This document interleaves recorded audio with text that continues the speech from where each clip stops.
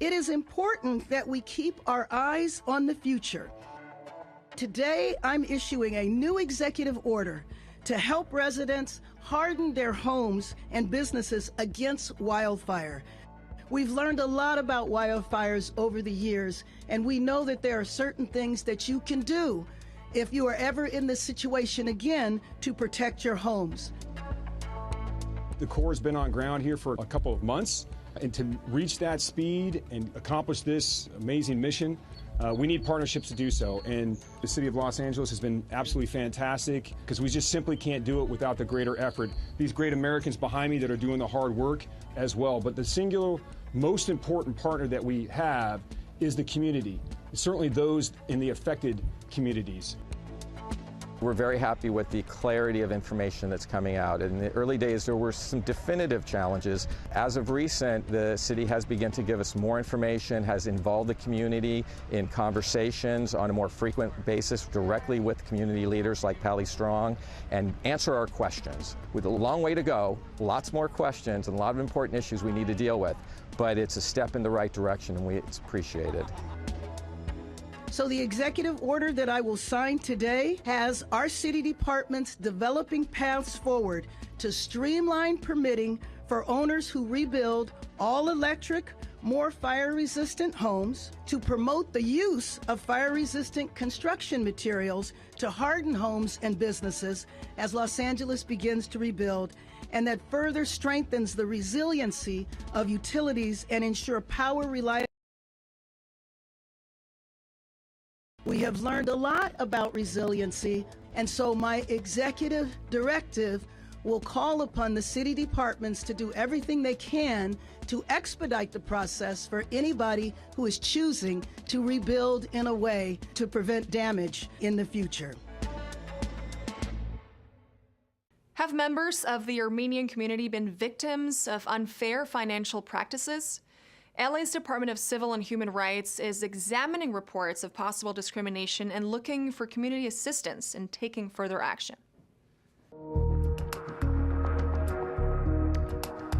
We're asking the Armenian community to come forward with any information they have regarding potential discriminatory practices with financial institutions, including retail banks. We have reports that people from the Armenian community, particularly those with Armenian-sounding surnames and those ending in YAN or IAN, may have disparate treatment in the areas of credit approvals, bank accounts being closed abruptly without any notification or explanations, and even long-term holds on payroll deposits, etc.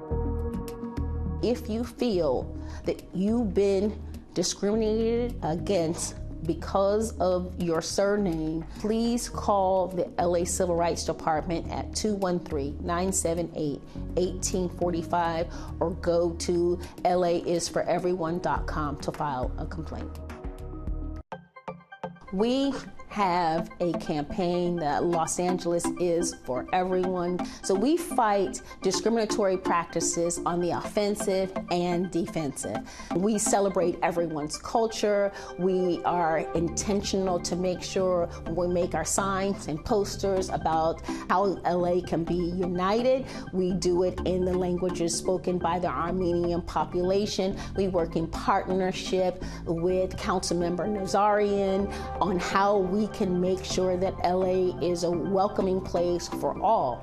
And we, on the other side, have the ability to make sure that we prevent discriminatory practices from happening by bringing cases against folks who violate your civil rights. And we include financial institutions as well as retail banks in that space of making sure people are protected in all ways. We can't say LA is your home, LA is for everyone, without making sure people feel secure and protected against discriminatory practices, even in the private sector. Shovels and brooms were readied for Service Day LA 2025, which took place at 54th and San Pedro. City leaders and departments organized to lift up local communities and make a clean sweep. We were joined today by members of the community to lift and clean LA. We are right now on the corner of 54th and San Pedro with numerous volunteers from the Board of Public Works, the Mayor's Office, and Council District 9, Kern Price's office. It is a way for us to show our commitment to our community, but we want to underscore the fact that we all deserve a clean, green environment, and that's what we're here to celebrate. We couldn't be more grateful for the support of the community. We have people coming out of their houses, joining us, walking with us to clean the streets here in South Los Angeles. Now, this is part of an ongoing initiative, but we want to make sure that we're cleaning up every month and that we're demonstrating the fact that we care about our community.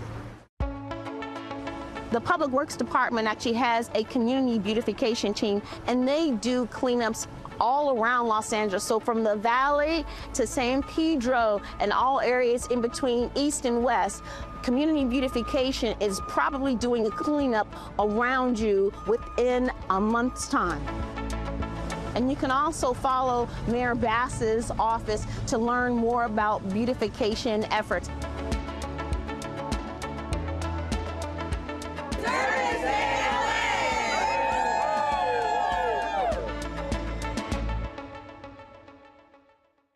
That's only one of many cleanup operations happening around the city with the Office of Community Beautification. Councilwoman Monica Rodriguez and LA City's Rec and Parks Department celebrated with young Angelinos at Stonehurst Park.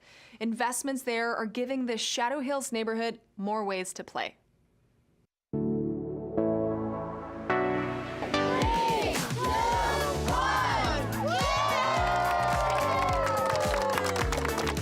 Park is a beautiful park in the midst of this historic area of Shadow Hills. We have a brand new court for young people and adults to come play basketball. It's now regulation size. We also have this volleyball court, new fencing, which is great because we want to train the future Olympians here in Shadow Hills.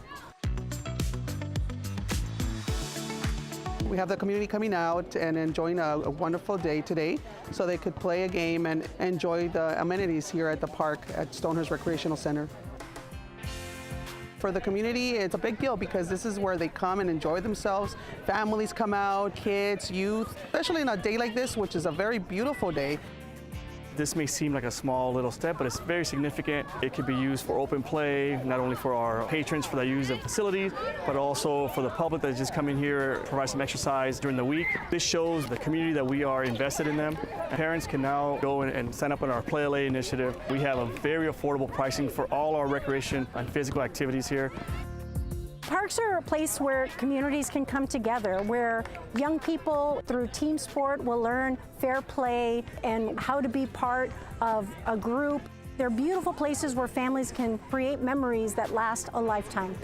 But investing in them is critical. And that's why I continue to fight for increased improvements for our parks through the Park Needs Assessment, which I fought for in last year's budget. I want to make sure that all our city parks have the same quality amenities where families can come together and recreate.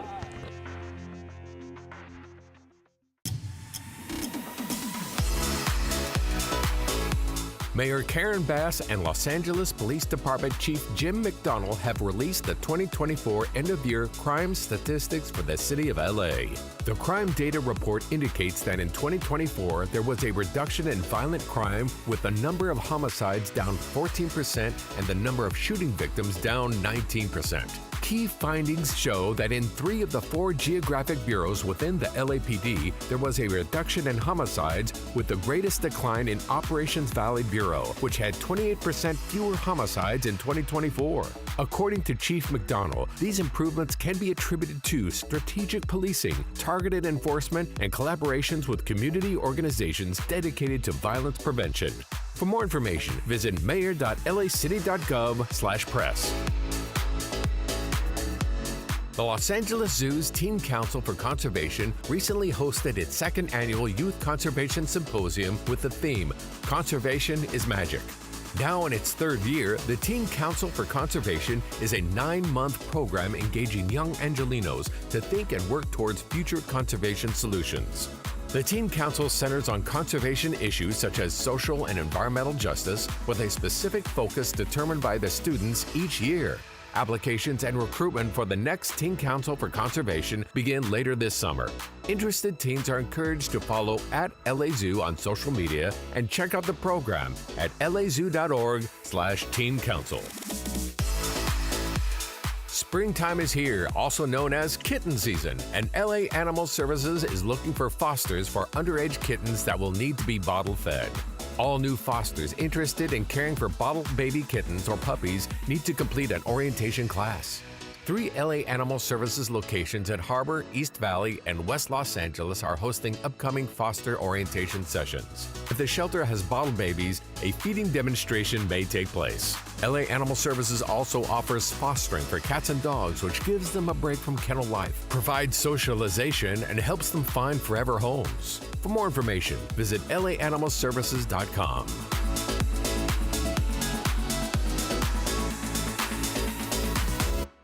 They come from across Los Angeles and work in a variety of fields, but these women have one key thing in common. They are all recipients of this year's Women of Impact Awards. As part of Women's Heritage Month, Mayor Bass, LA Civil Rights, and elected leaders joined in honoring these women for all they do in their communities. Today, we were honoring 18 of the most amazing women in the city of Los Angeles. Women of Impact Awards happened here in the Bradley Tower. Just think of all of the incredible women leaders we have in our city. All of you should give yourselves a round of applause for what you do day in and day out. We are participating in our government, that we remind ourselves that we are government and that we fight for a democracy that includes all of us. And that is really, I think, what this celebration, what these awards are all about. Couldn't be more grateful to have the support of our city leaders as elected officials, but the Commission on the Status of Women led by Tracy Gray. Those women help build a better Los Angeles in the areas of business, philanthropy, education, and running our nonprofits as well. Muchas gracias a la Councilwoman Imelda Padilla por pensar en nosotros, por visitarnos, por interesarnos por nuestro programa, por ver que la comunidad está haciendo un gran esfuerzo de salir adelante, y su apoyo y este reconocimiento hoy no es mío, es de toda la comunidad. Julieta is somebody who saw a need in her community to help people with general resources that would improve their lives. She has been helping Spanish-speaking members of the community learn English at no cost.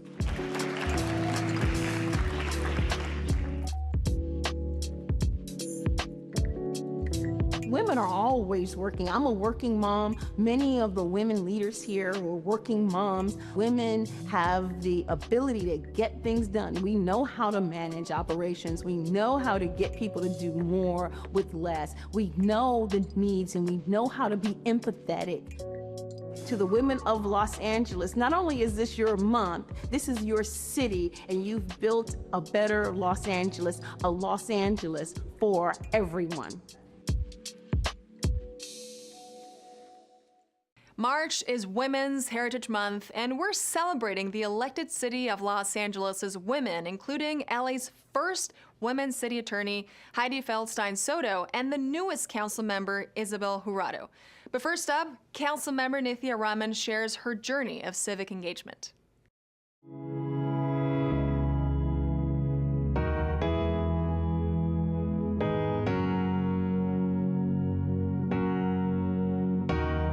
I'm really excited to celebrate Women's Heritage Month this month.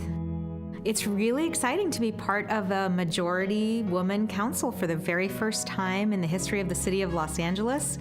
What I think is exciting is that we are women who are all really different. We bring really different perspectives to the council. We represent really different districts. We have really different priorities in our work, and we don't always agree. And I think that's incredible in some ways.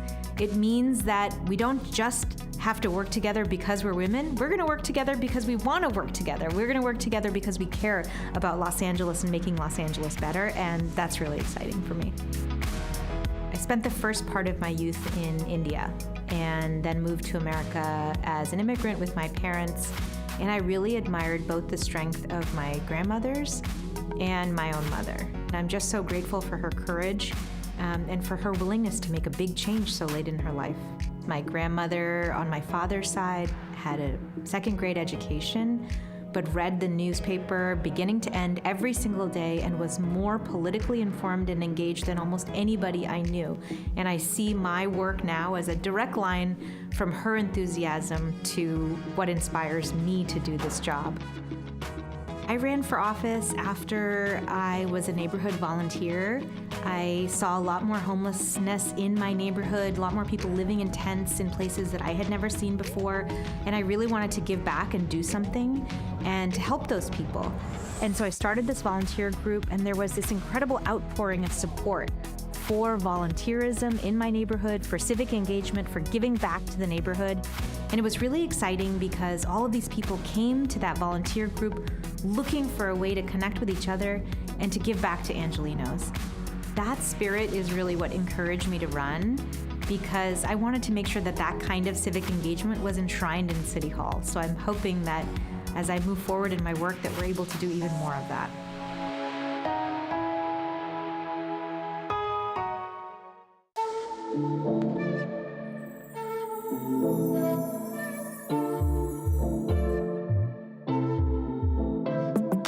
Women's Heritage Month is a month for some, but I celebrate it 365. It's fabulous to be in a room full of women in City Council. I feel very comfortable being there, and it's so exciting to be part of this historic moment. Growing up, my mom was a staunch Democrat. She was very proud to be a citizen and really involved me in organizing and social justice work, and didn't even know what those terms meant, but always made sure that organizing was part of our political process and recognizing that whatever's personal is political. I looked up to my lolas, which are my grandmothers. They're both prisoners of war in the Philippines.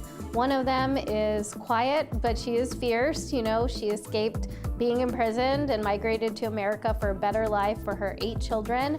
My other lola was the first attorney in Iligan. That was a woman, and she was fierce in her own right. And so I looked up to both of them every day. I show up every day, even when it's hard.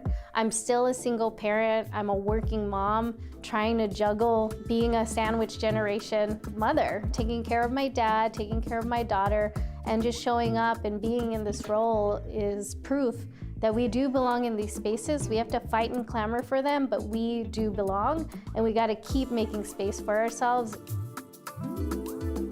We have a fierce group of women running our office, and so trying to make sure that what we do in this month is something we do every single month of the year, because we know more than just women holding up half the sky, we get stuff done.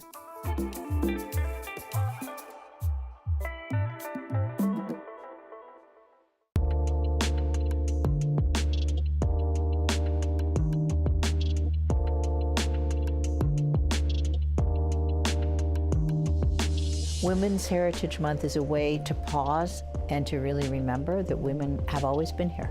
At least when I was growing up, my history month, my history books didn't have women.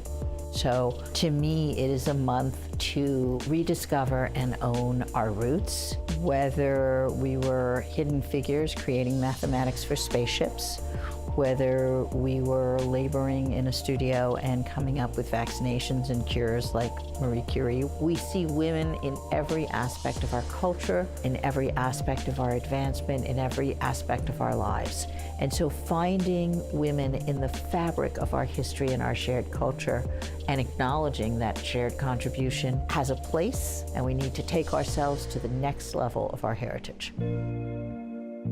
I grew up in San Juan, Puerto Rico. I walked to school every day. I played a lot of sports. Believe it or not, I played basketball. because even though I'm short, in Puerto Rico, I wasn't that much shorter than the norm. So I was the playmaker and I brought down the ball. I was a cheerleader, I played volleyball, I sailed. Graduating in a class of 30 at a high school that I'd gone through from kindergarten through 12th grade, and then landing in the States at college was really a bit of a culture shock. I was incredibly lucky. I had Ruth Bader Ginsburg as my civil procedure professor in law school. I don't think there's many of us who can say that. And she was fabulous. She was incredibly calm, incredibly thorough, brilliant legal mind, and just someone who I thought to myself, there's a woman on whose shoulders I stand. It is important to do good. You bear the weight, not of being the first, but of making sure that you're not the last. There's a photograph outside where when I walk past it, there's 42 men, and then there's me. I'm very proud of the work we've been doing in this office. From the day I took office, I have centered one of my priorities around children. We need to really protect our kids. They're our future, they're our next generation.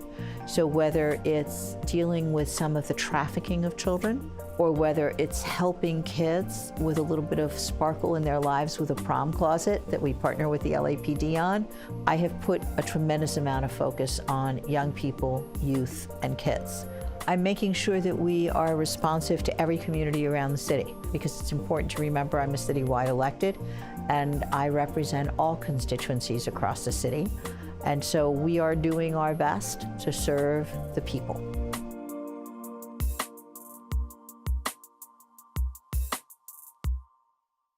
In this week's feature story, to celebrate Women's Heritage Month, the Department of Cultural Affairs is honoring the founder of Casa 0101 Theater. Josefina Lopez puts real women's stories on stage, on screen, and now on Broadway.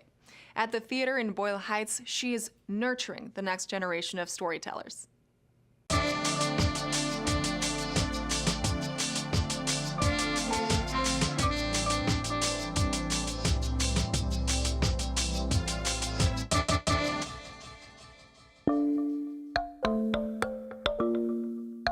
The Department of Cultural Affairs is very excited to celebrate Women's History Month. As part of this celebration, we're also celebrating the city's partnership with Casa 0101 as one of our cultural grants partners.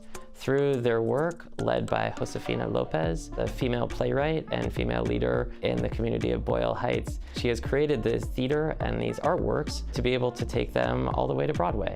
We're very proud of what they're doing. I grew up in Boyle Heights, and I wanted to create a cultural center or a place where someone like me could develop her abilities, her skills. When I was growing up in this neighborhood, there was no theater. This neighborhood is mostly known, unfortunately, for drive-bys and gang violence. And it has a rich cultural history that not many people know about. This is the Ellis Island of the West. So I felt I needed to come and inspire the youth and inspire myself to really present all my plays and my stories and my history. And so this is now a wonderful cultural center that nurtures writers, storytellers, actors to be the future storytellers of Los Angeles. And we want to change the image of our community so that people know that Boyle Heights is a beautiful place. It's not a place to be scared of, it's a place to come be inspired by. The Department of Cultural Affairs has allowed for us to create so much original work. Usually, most theaters do work by dead white playwrights. We want to do plays by people of color, women. So without their support, we couldn't do what we're doing. We are really honored to have played a role in the success of what we're seeing with Casa 0101. We as a department have about 350 grants partners throughout the city, both arts organizations and artists. Casa 0101 has been one of those long-standing grantees. So through our grants program, we're able to help both spur economic development and create jobs, in addition to creating access for more people to have arts and cultural opportunities across the city. My play, Real Women Have Curves, has been adapted for a Broadway musical. This is going to be the first Mexican-American musical on Broadway. The journey from Boyle Heights to Broadway was a very long one, but it took me deciding that my stories mattered. It took me deciding that I had to produce my plays because no one would do it in Los Angeles. We have nurtured a lot of artists and writers and actors, and I'm very proud to say, like we have a program where we teach youngsters over the summer how to do like Broadway musicals. It's so great to see young people who start out here and now they're on Emmy-nominated TV shows or films or starring alongside famous Hollywood movie stars. All the children's classes are free. We just ask that parents commit. Because sometimes when you give something free, people go, oh, it can't be that great. It's like, no, it's free because we believe in you. So to have kids that grew up in this neighborhood be able to be in a Broadway musical here, knowing that my show is on Broadway, it really inspires them to see that why not me? I could be on Broadway too. So my message to playwrights and artists is that you are enough and that you must write and create from what you know and what you know. And you sharing your authenticity, your truth, your wounding, your struggles, you will inspire other people to realize that, wow, we're all human beings. We all have power, we are all beautiful, and we all can transform the world in community. Because you know what I've discovered? Is that every problem can be solved in community. Most of our problems come from being caught up in our heads or being individuals thinking that we can't solve a problem. But when you share that with others, you realize that everybody's going through the same thing. And in community, we can transform anything and heal anything.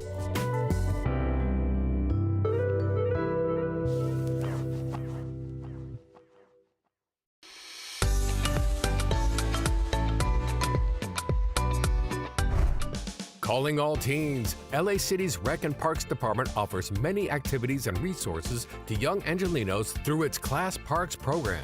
Join the department on Saturday, April 5th at the Class Parks Resource Fair and meet with representatives of organizations that offer resources for teens. The Class Parks Resource Fair will feature information on wellness, mental health, and nutrition. Learn about volunteer opportunities for teenagers, enjoy raffle prizes on the day, and more.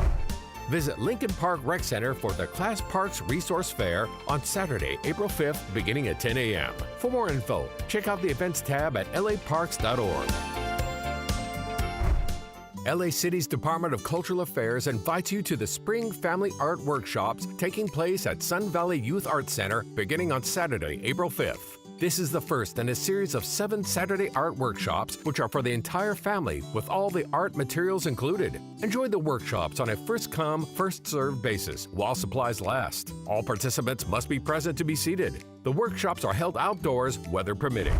Head to the Sun Valley Youth Arts Center for the Spring Family Art Workshop on Saturday, April 5th, beginning at 10 a.m. For more information, visit culture.lacity.gov.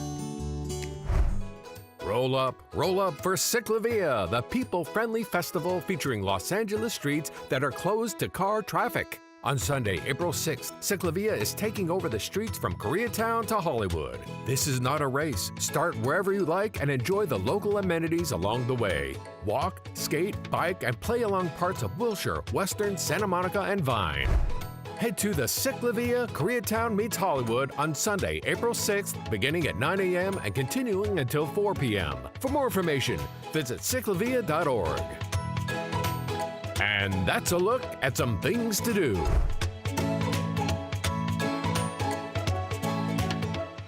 And that's all for this week. I'm Natalia Bilbao, and from all of us here at LA This Week, thank you so much for joining us. Remember that you can watch us online anytime at lacityview.org, and we're also on Instagram, Facebook, X, and YouTube. See you next time for more LA This Week.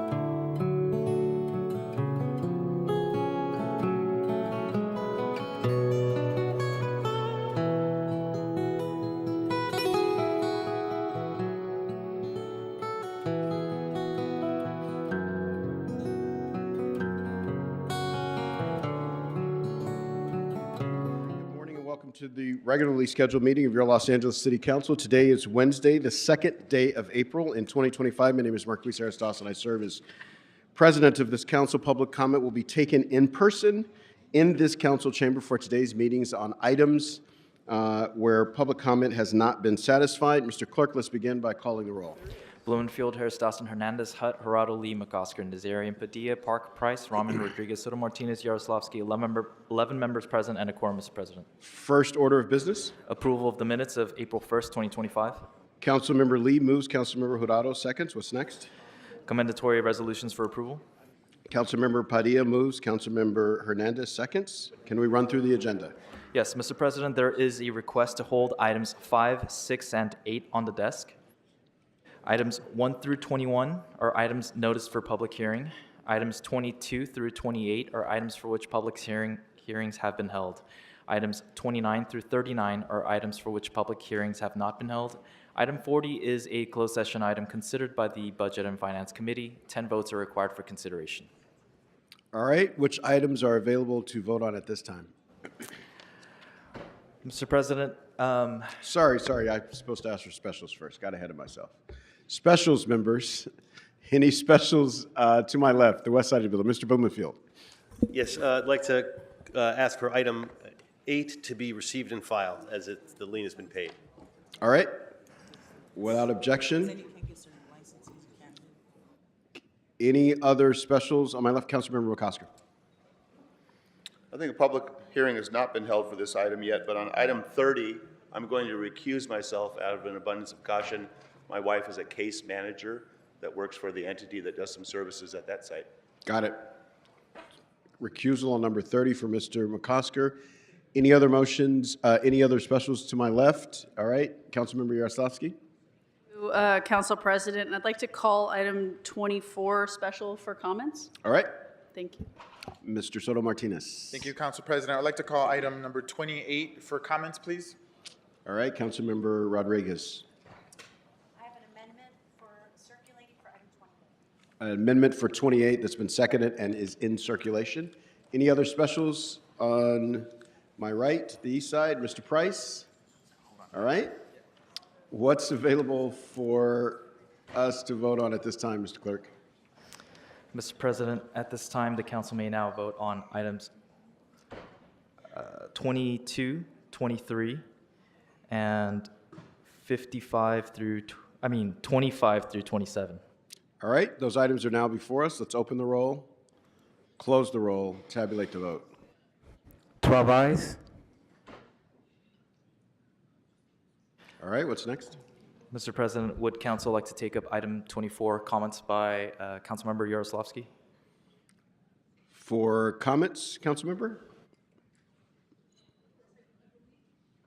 I believe Councilwoman Rahman also had comments she wanted to make on this item, so I don't know. Oh, so let's see what we can do before she gets here. Okay, great. All right, let's move to the next one.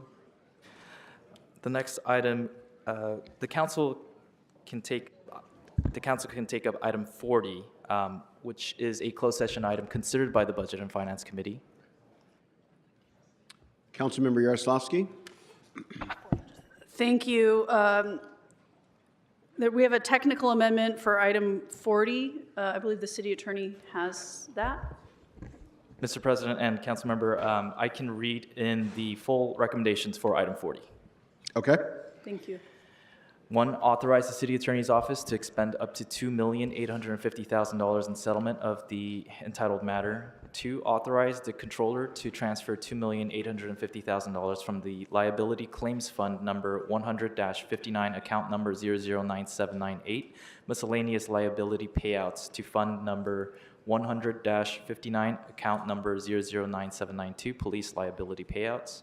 3, authorize the city attorney to draw a demand from fund number 100-59, account number 009792, police liability payouts made payable as follows: $2,850,000 to Hadsell, Stormer, Rennick, and Dye LLP client trust account.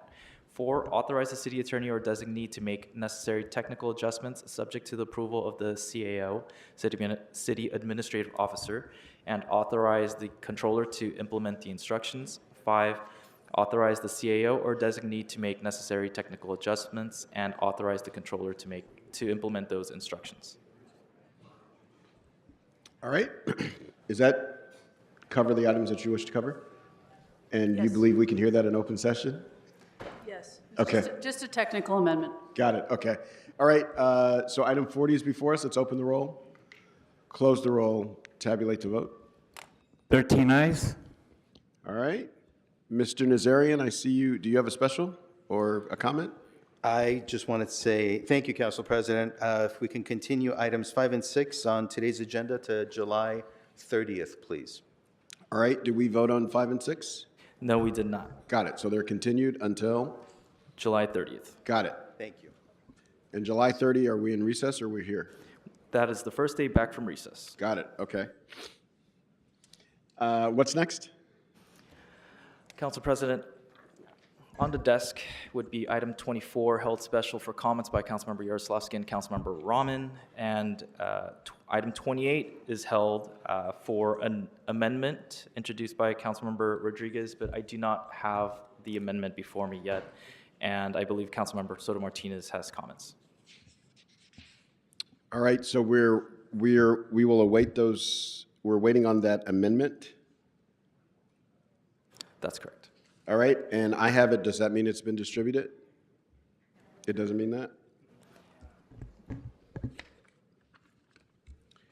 Councilmember Yaroslavsky. Thank you. If it's okay with you, I can start with my remarks on item 24. I understand that Councilwoman Rahman's on her way into this room. Okay, so we'll take helpful. up item 24 at this time. Councilmember Yaroslavsky. Okay, thank you, Council President. Colleagues, I rise today to ask for your support for this motion, which will begin a process to allow us to, as a city, to deliver more affordable, livable, and larger units for families, all without having to make any changes to local zoning or land use laws. By simply updating our building code to allow for single exit, single stairway buildings, it'll allow for units with more natural light and ventilation and buildings that have more green space for families. A report from Pew Research verified that single stairway buildings in New York and Seattle, two cities that have long allowed such buildings, are equally as safe as double corridor structures. And the Netherlands, where single stairwell structures are also permitted, they have 1/3 the number of fire-related fatalities as the United States adjusted per capita. Furthermore, single stairway buildings reduce development costs by 6 to 13%, enabling smaller apartment buildings to be financially feasible. Across North America, more than 18 jurisdictions, including San Francisco and San Diego, have initiated work to legalize single stairwell buildings. Just this week, Austin's Planning Commission approved plans for single stair buildings up to 6 stories. The motion before you today instructs Building and Safety to work with both the Planning Department and LAFD to ensure that we will in no way be compromising the safety of our residents. We as a council have repeatedly discussed the need for housing that actually addresses the needs of growing families, and this motion is a clear and proven solution to make that happen cost effectively. I want to thank Councilwoman Rahman for co-authoring this motion, Chair Blumenfield for seconding, and for the advocacy of the Livable Communities Initiative and many of my constituents. Thank you. Thank you, Councilmember Jurado. Thank you, Council President. I'd like to thank my colleagues, Council Members Rahman, Yaroslavsky, and Blumenfeld for your leadership on this issue. As we look to create more housing, it's crucial we get creative and think outside the box. I've heard from my constituents all throughout the district, in Eagle Rock for small developments and in downtown LA, that this is the kind of thing that we can help us get to the innovative thinking we need, and a good reminder for us to be on the lookout for other onerous requirements that deter folks from building more housing. Because building more housing is one of the key solutions to get us out of this crisis. I support this motion and encourage my colleagues around the horseshoe to support it as well. Thank you. Thank you so much. All right, this item is now before us. We'll look forward to hearing Councilmember Rahman in the press, hopefully, on this item. Let's open the roll. Councilmember Nazarian.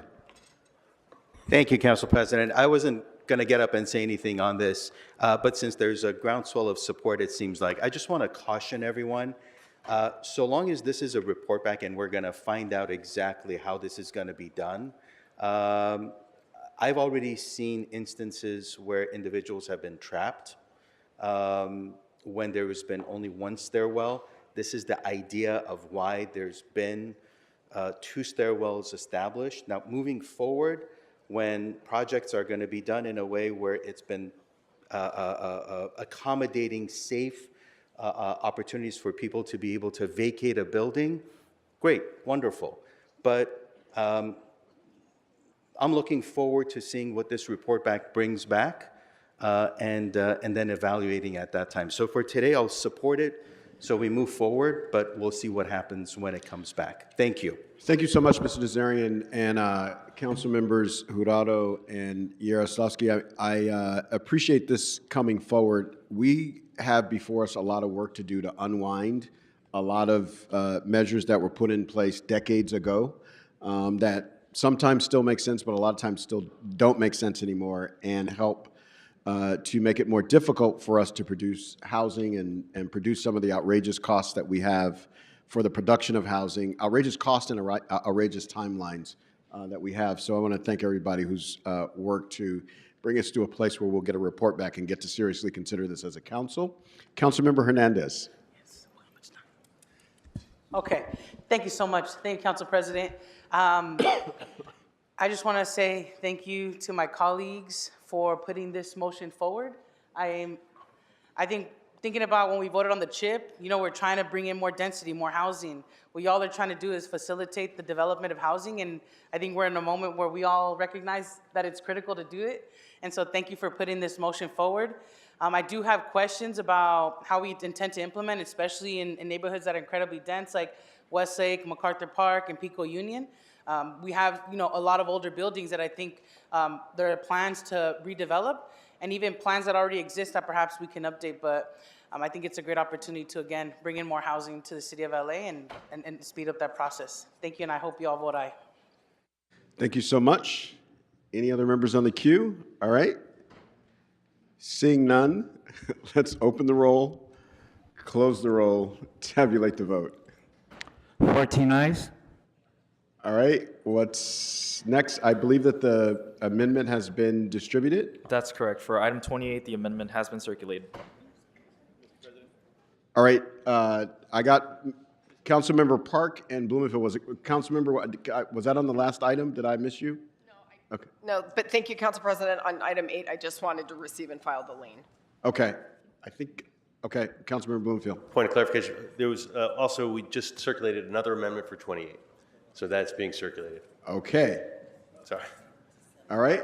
So now there are 2 amendments. It's just report backs, but it's. I got it. So what we'll do is I think we're going to go to public comment because we need time for that to be distributed. Is that correct, Mr. Clerk? That's correct. How much time do you imagine that's going to take? That's a great question for the CLA. All right, let's go to public comment. Okay, so for people providing public comment, when it's your turn to speak at the podium, please state which of the agenda items you'd like to speak to. You'll have 1 minute per item, up to 3 minutes total for the items that are open for public comment. Members of the public may also speak for up to 1 minute on general public comment. During general public comment, members of the public may speak to any of the items or anything else within the subject matter jurisdiction of the city. We'll tell you when your time's up. When speaking on the agenda items, you must be on topic. Our goal is to get through as many speakers as we can. If you're not on topic, or if we can't tell whether you're on topic, you'll get 1 brief warning from me or the president. At that point, you need to get immediately and clearly on topic. If you don't do so, or you again stray off topic, unfortunately, you'll forfeit your speaking time and we'll move on to the next speaker. The items that are open for public comment are items 1 through 21 and 29 through 39. So that's 1 through 21 and 29 to 39. The amendments on item 28 are simply for additional report backs and not substantial changes. And with that, Mr. President, we're ready to take public comment. All right, we'll begin calling names, but before we do so, I want to welcome Councilmember Rahman and hear her comments about the item in question. It's the first thing in the folder. Okay, wonderful. Thank you so much. Thank you. We already voted on this, right? Okay, well, thank you, colleagues, for your support for this motion, and thank you, Councilmember Yaroslavsky, for you and your staff's attention to this issue. Before you today was a motion that will make a small but potentially impactful change to our building code. And this is a need for having 2 stairwells in apartment buildings. And right now, that piece of our building code, which came out of fire standards that were based on building materials that are much older, that requirement has been found to be out of date. We can keep buildings safe with a single stairwell and get different kind of building in Los Angeles. We could get potentially larger units because you wouldn't have to have a long hallway in every building with 2 stairwells on each side. You might get prettier buildings like the ones that we see in Europe because you wouldn't have to have these 2 stairwells that force a certain kind of building design on most parcels. And so this kind of change can actually help us to build more housing potentially and to build the kinds of units that when I hear from residents across the city and from people around this horseshoe, it's exactly the kind of apartments they want to see in their neighborhoods. Apartments for families, apartments that can really help people stay in LA, raise their kids in LA. And so I'm really excited about the potential for this motion. And thank you all for your support. It's a very exciting day. Thank you so much, Councilmember Rahman. Now we'll go to public comment. I will now call names for public comment.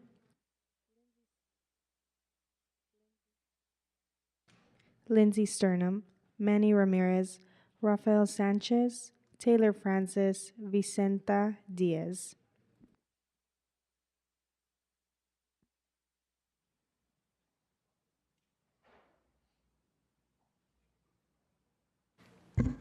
So if your name was called, if you'd come to your left, and the sergeants will let you into the podium to provide comment. I will call a few more names. Teresa Yahuka, Rob Shields, Linda Reed, Leon Wu, Juan Carlos Chacon.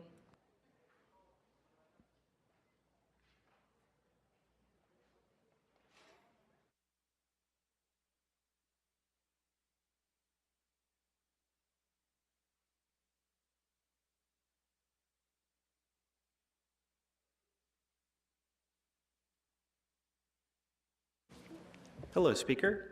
Which items did you want to speak to? I'd like to speak to 17 and general public comment. Okay, so you have 1 minute for item 17 and 1 minute for general public comment. Please begin with item 17. Thank you. Distinguished council members, I'm here today on a matter that is not typical for us to arrive at. I stand before you to urgently request you to table this decision. I'd also like to appeal to the city attorney. As a member of the California Bar, I have grave concerns about the significant procedural and due process defects that have occurred surrounding this matter. I believe these errors constitute gross negligence and potentially fraud, warranting an additional review by you. The City's Council determination today is based on an erroneous Building and Safety Commission determination. That determination was based on demonstrably one-year-old photos and is fundamentally flawed. I've raised this with many city staff members. City staff also failed to disclose critical information to the Building and Safety Commission. There was at the time an ongoing court case, and it was not disclosed to the court that the the building would be demolished and a lien would be threatened to be placed. Please continue. You have a minute of general. Thank you. At each and every stage, the property owners who will also speak have consistently demonstrated their willingness to demolish the building according to code and communicated that to city officials. The guidance provided by city staff has been extremely flawed, and the procedure has not been followed as outlined in the code. As another note, the delays caused by the city have been extremely costly and prevented the construction of much-needed housing. At every point during this project, the ownership has been willing and able to build a 16-unit building at this site, providing housing for more than 50 people. These are exceptionally knowledgeable developers with a history of creating housing for the citizens of Los Angeles, and the fact that this has taken nearly 5 years is to me, completely absurd. Therefore, I would respectfully request the City Council to pause this decision create a discussion with all parties so that we can fully understand the situation and conduct thorough research of any procedural errors. Thank you. Thank you.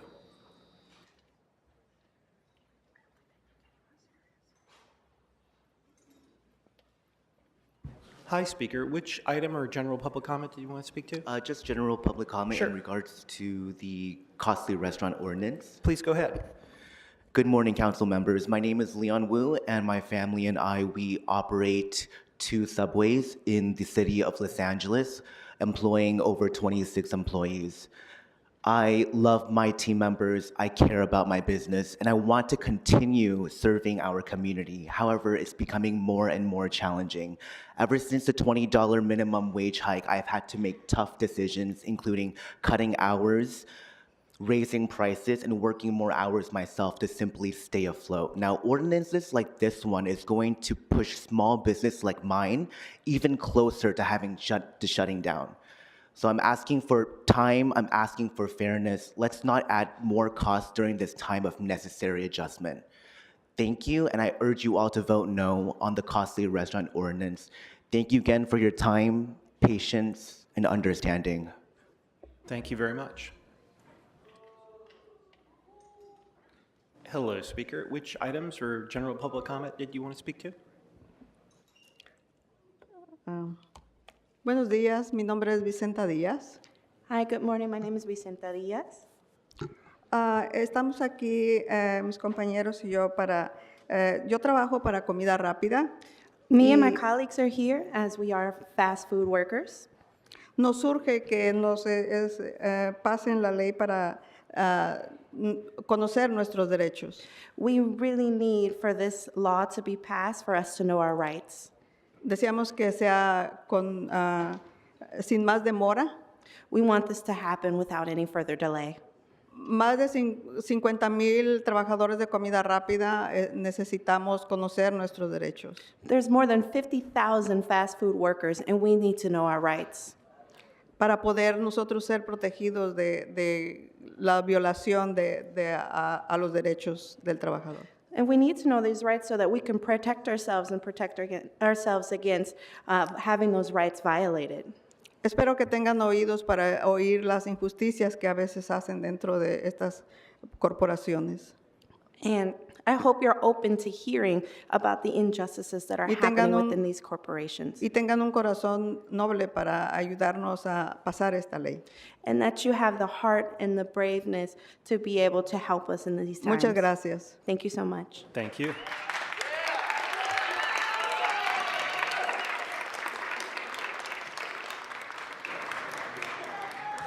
Hi, Speaker. Which items or general public comment did you want to speak on? For general public. Please go ahead. For the costly restaurant ordinance. Okay. My name is Linda Reed. I'm a small business owner with 2 restaurants, fast food restaurants in Northridge. I'd like to speak in opposition to this costly restaurant ordinance. It seems unnecessary for the city to duplicate and conflict with the already established Fast Food Council. This will not only be costly for restaurants, but for the city to regulate. If the purpose of this ordinance is to help employees, the opposite will be the effect. Hours will be slashed, entry-level jobs will be lost, as well as affordable dining options for your constituents. Fast food restaurants cannot afford any more costly mandates. We are still struggling with the aftermath of the $20 minimum wage. Our bottom lines are squeezed to the max, and we can't keep raising prices and reducing staff hours until there is no other choice but to close. I'd like to speak specifically to the ordinance.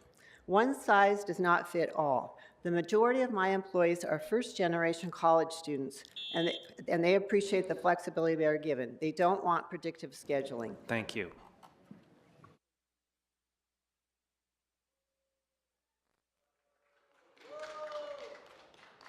Hi, Speaker. Which items or general public comment did you want to speak? General public comment and item number 28. 28 is not open as an item? Sorry, the general public comment and the other ordinances. Hi, my name is Juan Carlos Chacon. I own and operate 10 local restaurants in the city of LA and about 175 employees. It's not about what brand I operate under, it's about what we do as a company, as a team. I'm in the business of creating championship teams. During this process, we helped shape the lives of young Angelino adults by instilling values, work ethic, and integrity, so they will help thrive here in California. We are not just managers or ownership, we are mentors and support for our team members. I strongly oppose the costly restaurant ordinance. As a local restaurant owner, I'm already feeling the crushed under the weight of the $20 an hour minimum wage. In fact, to stay afloat, I've already been forced to raise prices to cover increased costs and would otherwise force me to close my doors. Reduce staff, I've had to cut employee hours and eliminate positions. 6 hours of knowing your right training. Every new hire digitally receives every single federal and state, city, or appropriate. Thank you. Thank you, Speaker. Your time's expired.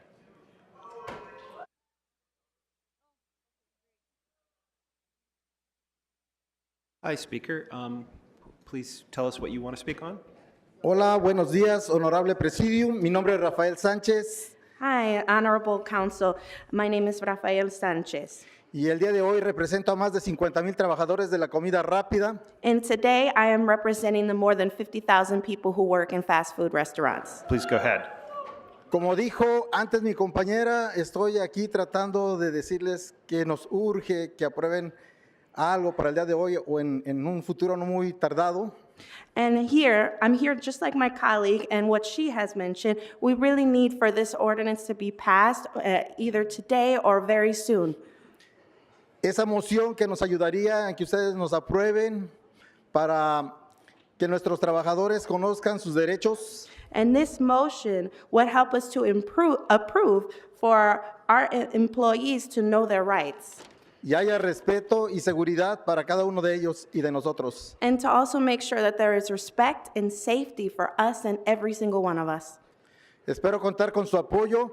Alguna vez se dijo And I hope to count on your support for this ordinance. And at one time it was said que somos trabajadores esenciales. Tomo muy en serio esa decisión porque como trabajador también soy muy serio en mi trabajo. that at one point it was said that we are essential workers. I take my work very seriously. Somos más de 50,000 trabajadores, como dije, que con mucho gusto estamos al servicio de la ciudad de Los Ángeles. There are more than 50,000 of us that are working in fast food restaurants, and like I said, we are at your service.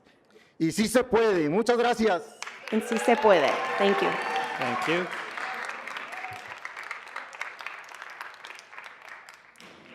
Hi, Speaker. Which items or general public comment you would like to speak on? 17. Okay, please go ahead. Thank you, everyone, for being here. My name is Rob Shields, representing or with the ownership of the property in question here.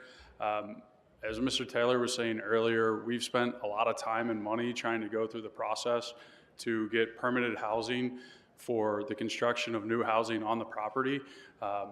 Throughout the whole time, we've had roadblocks put in front of us. We were not allowed to demo the building because of the community overlay program needing to have a permit in hand to build before we could demo. We asked repeatedly for the permit to be issued for us to clear the property and the structures on the building and weren't granted that. I just think it's been mishandled. Proper notices haven't been given, and we've been trying to do everything that we can to make the situation right, both for the city and the community that it's in. We've spent a lot of time and money on this, and it hasn't gone appropriately. Thank you. I believe there's someone from CD 13 here who will speak to you. Before the next speaker comes up, I'd like to call more names. Donald Harlan, Ron Harbert, Amanda Reyes, Anisha Williams, Candida Masson, Felipe Caceres, John Martinez. Hi, Speaker. Come on up to the podium. Which items or public comment did you want to speak on?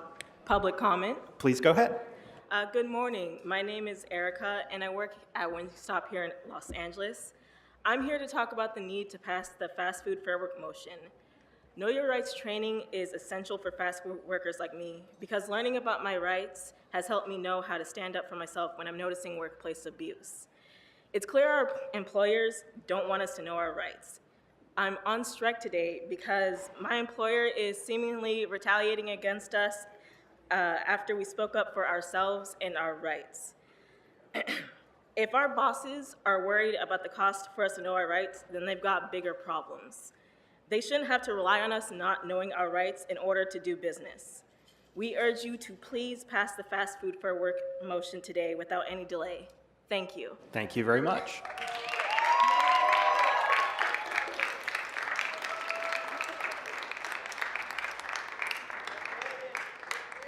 Hello, speaker. What do you want to speak to? Hi, my name is Anisha Williams, and I wanted to do public comment today for fast food workers. Great.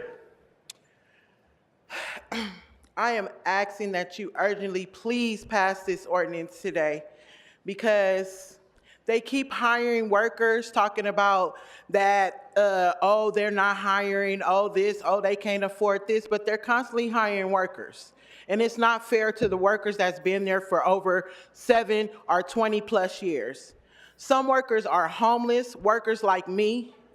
I have children to take care of, and I work my butt off. I work my butt off to work for a multi-million company or however much money they make, and they keep lying and saying they can't afford stuff. And it's just not fair for workers like me today that we have to keep begging and begging and pleading just for simple little things. We're asking for training. They don't give us training on the job. They just expect us to just know it offhand. It's not fair. They've taken wages from us. Like I said, I'm homeless. I'm homeless. And I'm working for a company that can afford to pay us what we are owed. Thank you. Thank you for coming down.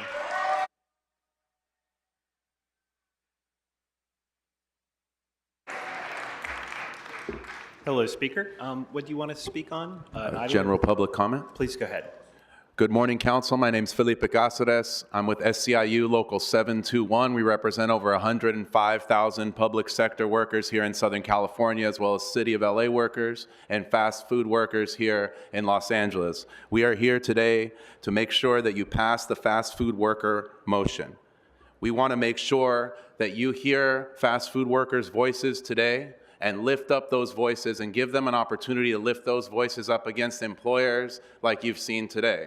We're asking for a fair contract. We're asking for know your rights. The employers keep talking about a costly ordinance. What is costly? If workers knowing your rights will cost you your business, that is a business that should not be operating in our great city.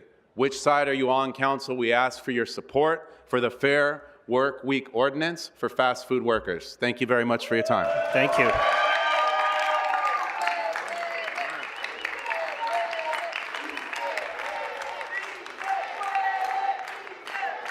Hi, thank you. Hi, speaker. Which items or general public comment did you want to speak on? Thank you, Council President Nuri Martinez. If you allow me, I would like to speak on 31, 37, 39, and the General Nuri Martinez item. Go ahead, please. Thank you. For item number 31, it's about the Los Angeles Housing Department, especially for the applicants who qualified for assistance, but they were unable to receive their financial assistance. This is something I want to speak with our Black Lives Matter only Harry Stousen, because I am qualifying for this rent assistance, and I submitted my application to the Harry Stousen. I called his office numerous times, day and night, and then, however, they keep telling me that I have to wait. I just do not know how long do I have to wait. I have been waiting for him for, more than a year, but right now, I just don't know. I'm already in danger of living on the street. I don't want to go back to sex work again, but right now I don't really have a choice. But every time I work on Figueroa, I am in danger of getting arrested by LAPD. Now, let's move on to item number 37. Thank you. Item number 37 is about the older Californian nutrition services. Yes, I definitely believe that we need to provide more nutrition to our elderly, because one of my neighbors is a 79 years old lady. However, she does not have enough nutrition, so even though she is 79 years old, she still have to go to Figueroa Street to go to work 12 hours a day for $47 a week. That is not acceptable. For a 79 years old lady, she should not continue to her sex work again. We need to provide more nutrition to our elderly Californian, actually everyone. Because somebody is 1 year old, 0 years old, 50 years old, everyone deserves a fair nutrition. They should not keep going back to Figueroa. Now, let's move on to item number 39. So that was item 39 you were just talking about. No, that's 37. 37 is about tree trimming services. That's number 37. About the tree trimming services, I disagree with this motion, this agenda, because if you continue to cut the trees, that people will fall down from the trees. The reason why I live on the tree is because I'm not able to get any homeless housing assistance. I reached out to our Council President Harris Dawson. Council Harris Dawson said he prioritized Black Lives Matter member. I do not qualify for any Black Lives Matter assistance. So if you continue to cut the trees, then all of the homeless people living on the trees, they will fall down to the ground. They will fall down to Figueroa. They will have to go back to sex work again. I disagree with this motion. We should never cut the trees. We should support LAPD, not cut the trees. General. Now, let's move on to general public comment. My friend is a restaurant owner, and then he runs several restaurants. I'm here to protest against the $20 wages. This is absolutely racist. I'm here to support all of the restaurant owner because if you want a $20 per hour minimum wage, you can go to Mexico, you can go to Africa, you can go to whatever, all those countries.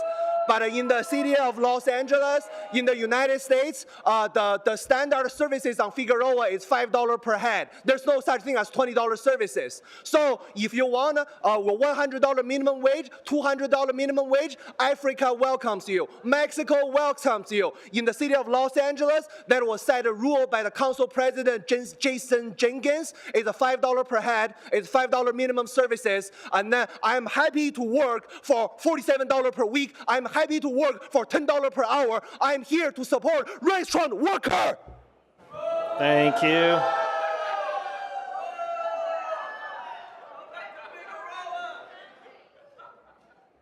Hi, speaker. Which items or general public comment do you want to speak? Please go ahead. Hi, good morning, council members. My name is Amada Reyes, and I'm here to object the CRO. I believe that if we need to raise the minimum, then it should be the entire state, not just the restaurant sector, because that hurts employees. It doesn't work at the restaurant sector as well. For those that go to college and all that, it's not fair for people to get a degree and still get paid less than $20 versus the restaurant. At times, people want to get paid $20 at the restaurant, but they have a $5 attitude, so it doesn't make sense. So again, it's a vote no to CRO. Thank you. Thank you.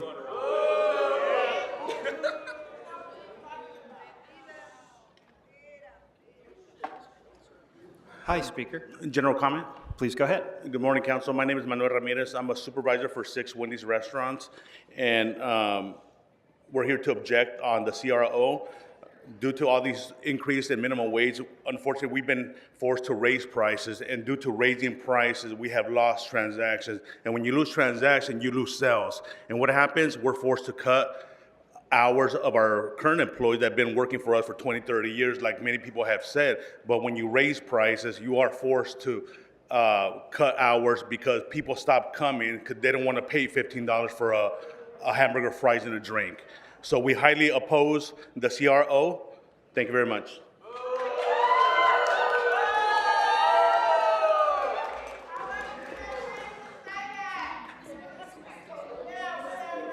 Hi, speaker. Hi, good morning, council. This is a general public comment. I have been trying to reach Ms. Gerardo a few times, and I try to make appointments with the mayor about the disturbing news that was exposed a few months back about human trafficking going on out of the train station just east of the river. And there was a guy named Jose, a homeless man, that exposed it by making aerial signals or signals on the ground for aerial view, and it was all over the internet. And the next day when they tried to go look for the guy that made the messages, he was gone, and there was somebody in his place saying that he needed help. When they asked him why he made those messages, they didn't answer. They just said, oh, he needs help. So I'm here to fight for Jose and for all those people getting trafficked, and people are going to be held accountable. So this is Ms. Jurado's district, District 14, and we need answers. The people need answers because he obviously made those, and it was multiple messages. So Thank you. Before the next speaker comes, I'd like to call a few more names. Bike Guy, Laura Pozos, Julieta Garcia, Brandon Hans.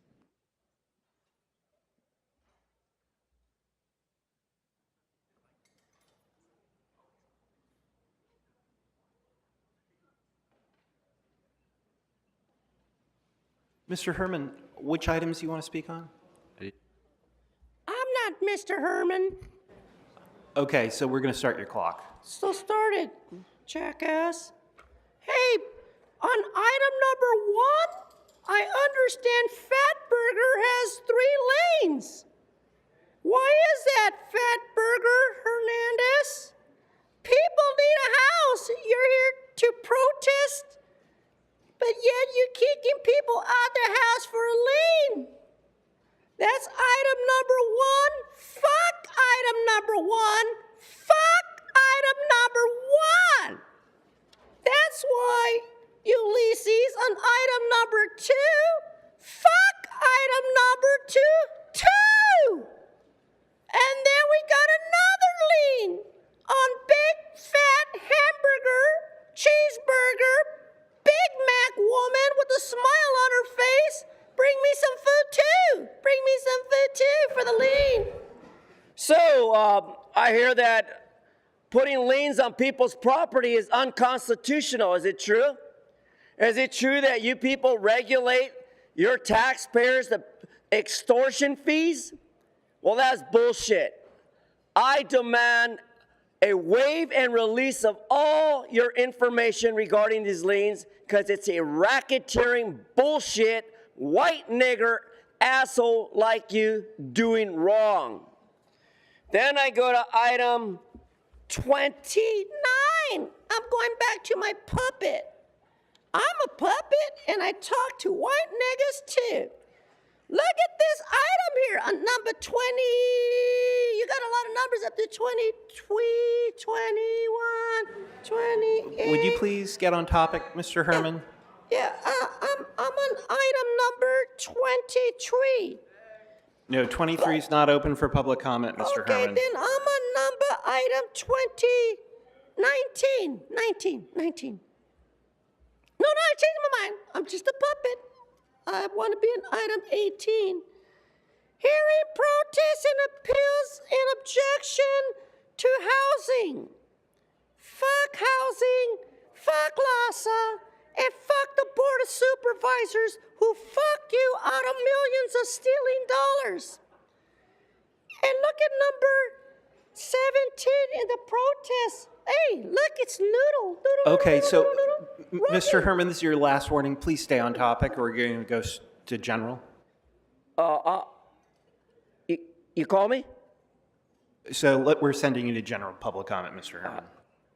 So, we're right. Rocky Delgadillo and I are right. Rocky Delgadillo and I are right. Ramen noodle sucks. All these lies about providing housing, rent control, rent stabilization, it's all a hoax. Just like the Jews who put one man on a Christmas tree and called it Christ Day. Right, Bob? What did they give you in the Board of Supervisors meeting yesterday, Bob? 1 fucking minute. How do you like it, Bob? I love it. Now, going back to Judge David O'Carter for the record. David O'Carter, if you hear me today, take the privileges away from these fucking bastards. They're stealing money. It's a criminal enterprise. Los Angeles sucks a big dick too. Thank you, Mr. Herman. Next speaker.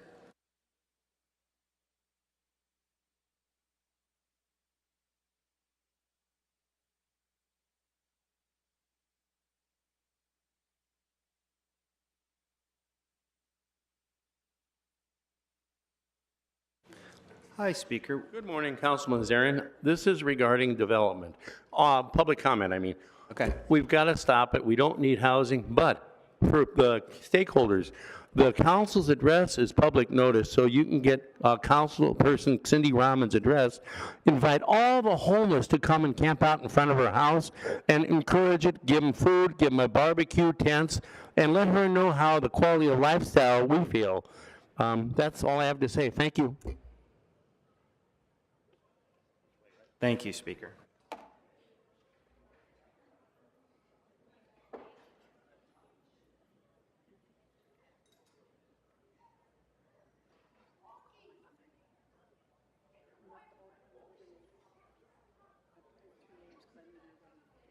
Hello, Speaker.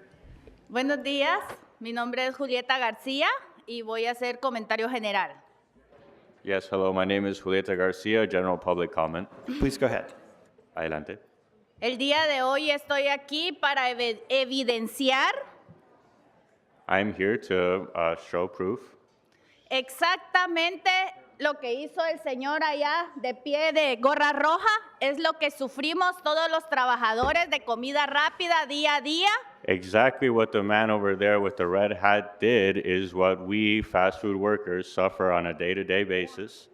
Somos abusados psicológica, verbal, emocional y hasta físicamente We are abused psychologically, verbally, emotionally, and even physically dentro de la industria de comida rápida. in the fast food service industry. Los dueños de las cadenas de comida rápida And the owners of the fast food chains dicen que no tienen dinero para contratar más gente. say that they do not have enough money to hire more people. Cuando yo les pregunto aquí a mis compañeros que levanten la mano, And then when I ask my coworkers here who raise their hands, en todas las tiendas están contratando gente nueva, ¿sí o no? in all the stores, are they hiring new people, yes or no? Señores, aquí tienen la evidencia. Gentlemen, here you have your proof ¿Por qué es urgente que aprueben esta moción? and why it is urgent that you guys approve this motion Para poner un alto a tanto abuso contra los trabajadores. to put a stop to abuse against workers. Thank you. Gracias. Thank you.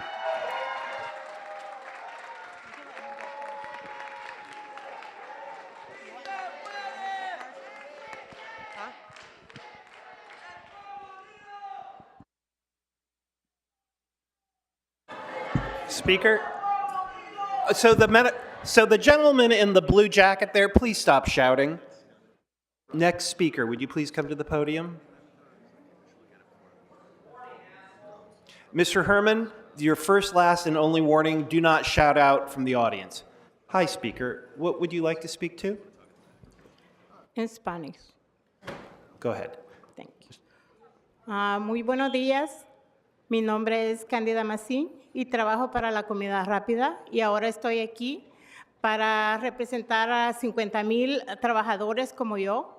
Hello, que yes, necesitamos.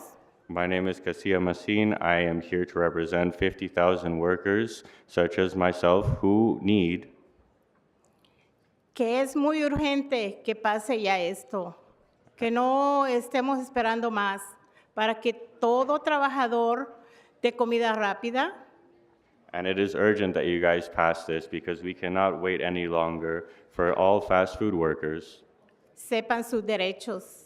to be able to know their rights. Espero su apoyo. Muchas gracias y buen día. And I hope to count on your support. Thank you very much and have a nice day.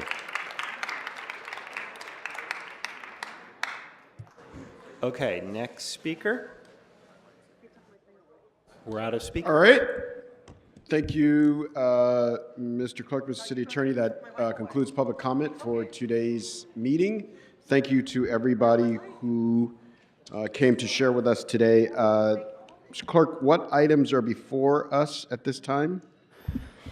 Mr. President, the council may now vote on items 1 through 4, 7, 9 and 10, 12 through 21, 29, 31 through 39. All right, those items are now before us. Let's open the roll, close the roll, tabulate the vote. 14 ayes. All right, what's next? The council may now vote on item 8 to receive and file. All right, let's open the roll, close the roll, tabulate the vote. All right, what's next? The council may now vote on item 11 to receive and file. Let's open the roll, close the roll, tabulate the vote. 15 ayes. All right, what's next? Mr. Council President, We have item 30, I think, Councilmember McCosker. First of all, I want to see if we can move, continue item 20 to May 6th, and I'm going to have to pop out for item 30. All right, there's a request do we need to reconsider item 26 to satisfy? the council will need to reconsider item 20 and then vote, and then you may continue the item to May 6th. All right, let's open the roll on reconsideration. Close the roll, tabulate the vote. 15 ayes. All right, and we can continue it. Without objection. Okay, got it. All right, so now we'll move to the next item, and Mr. McCosker will recuse. So, hold on. Sorry, would the speaker in the aisle please stop shouting from the audience? You're interrupting. So I believe you go by LA Audit. So Speaker, you're interrupting the chair. We can't get our work done here. Please stop. Or you may be ejected from the meeting.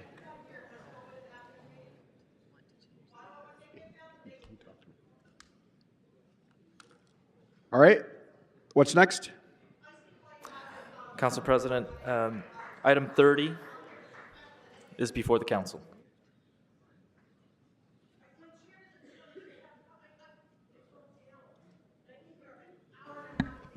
Mr. President, before the council is item 30, and I believe Councilmember McCosker. Councilmember McCosker is recused. Yes. Item 30 is now before us. Let's open the roll, close the roll, tabulate the vote. 14 ayes. All right, what's next? Mr. President, I believe item 28 is before the council, and we have received the amendments. 28A, introduced by Councilmember Rodriguez, seconded by Councilmember Lee, as well as 28B, which was introduced by Councilmember Bloomfield, seconded by Councilmember Park. All right, Councilmember Soto Martinez. Thank you so much, Council President. I believe we'll be voting on 28B first. Yes, we vote on them in reverse order. Okay. The council will be voting on 28B first, and then 28A. Okay, thank you so much, Mr. Clerk. Well, first of all, I just want to thank all the workers who are here today who have been coming to so many different council meetings to make their voices heard. We've heard so much testimony, and I think what came out of committee, I thought, was a good instruction. It passed unanimously from the entire 5 members, but 28. Oh my God! I'm sorry, Mr. Soto Martinez. So for the woman in the aisle, you are still disrupting the meeting. We can't conduct our business.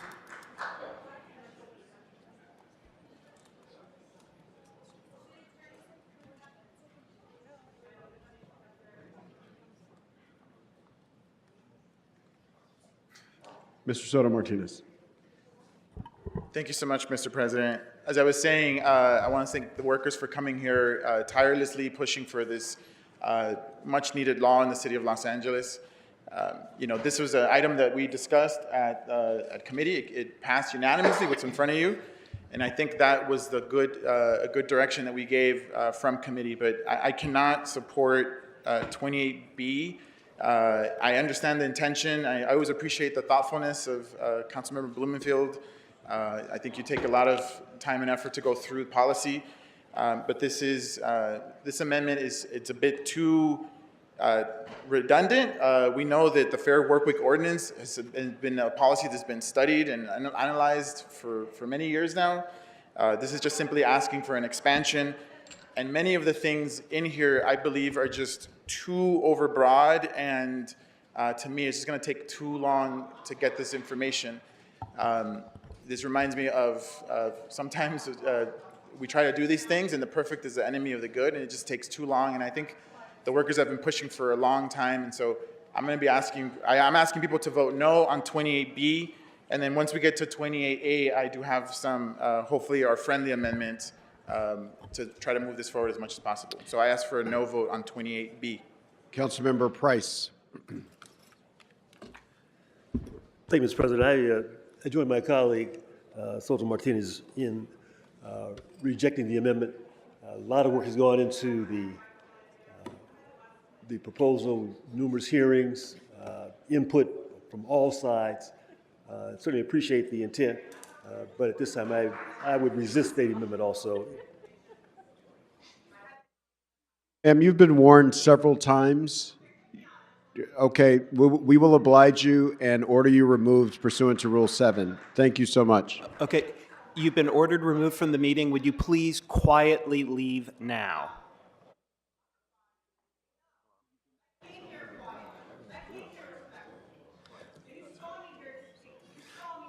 So, Speaker, it is not the case that everybody who signs up necessarily gets to speak.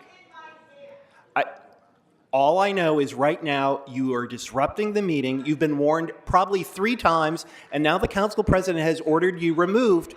Please leave quietly now so that you stop disrupting this council's business.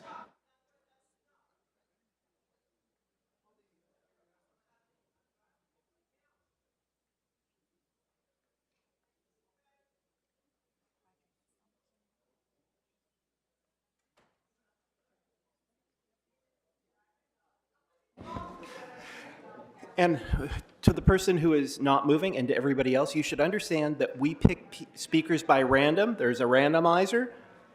I'm sorry, Speaker, you didn't get to speak, but you have been disrupting the meeting and you're ordered to removed.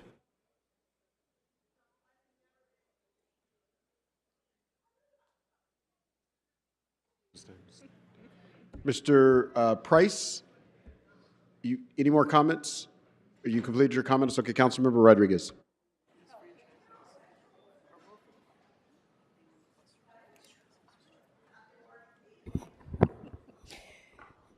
Thank you. I just, I wanted to speak on the amendments both because simply requesting a report back, particularly considering the uncertain economic times that everyone's facing, I think there's no harm, no foul in just getting data back as we look to how we proceed forward in policymaking. That's all this is. I don't think there's anything egregious or undermines any of the actual work that was adopted in the committee. It's simply requesting the report back. So I don't see anything egregious with the amendments as they've been put forward. Thank you. Councilmember Blumenfield. Great, thank you. First, I want to echo the comments of Mr. Soto Martinez, thanking all the workers for being here. I think the underlying ordinance is really important, and I'm glad that we are moving forward on it and getting the information. But I'm also a fan of getting, eyes wide open on all this stuff. And I don't think this is a big deal to get some of this information about the economic impacts, especially at a time when we are seeing a lot of closures of restaurants and businesses in our area. And I know I had a few in my district recently. So I like to know when I'm voting for something what the impacts are. I think we can, if you want to make sure this gets done quickly, I'm all for that. I do not want to slow anything down like me. I'm sorry. It's very hard to talk, ma'am, when you're yelling. Please remove her right away. Get out. I cannot speak while she is speaking. We will ask you for a third time to quietly leave the chamber. We're trying to deal with serious issues here. The issue of worker safety and worker fairness is really important for all of us. And when someone is yelling and screaming, it makes it very difficult for us to have hold on, a Mr. deliberative Blumenfield. discussion. Mr. Blumenfield, hold on. Let's let her exit. Yeah. I mean, just to give a sense, in case the mics aren't picking this up, I literally could not hear what Councilmember Blumenfeld was saying, and he's sitting or standing 3 feet from me. And the speaker is, or would-be speaker, is still shouting as she leaves the meeting, disrupting our business. And at this point, she stopped moving, and she's still shouting.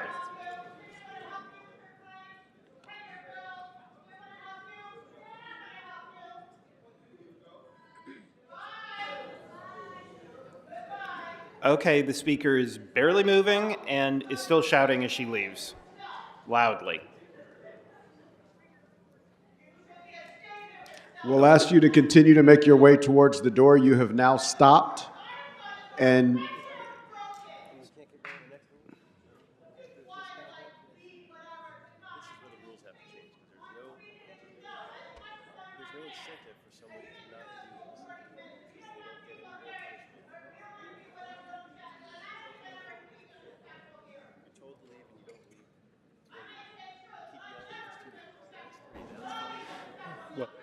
so the speaker is still shouting as she leaves, loudly enough that she's actually keeping us from engaging in our business.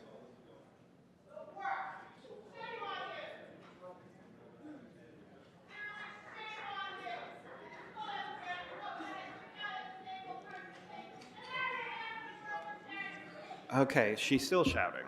Sorry about that. Mr. Blumenfield. Thank you.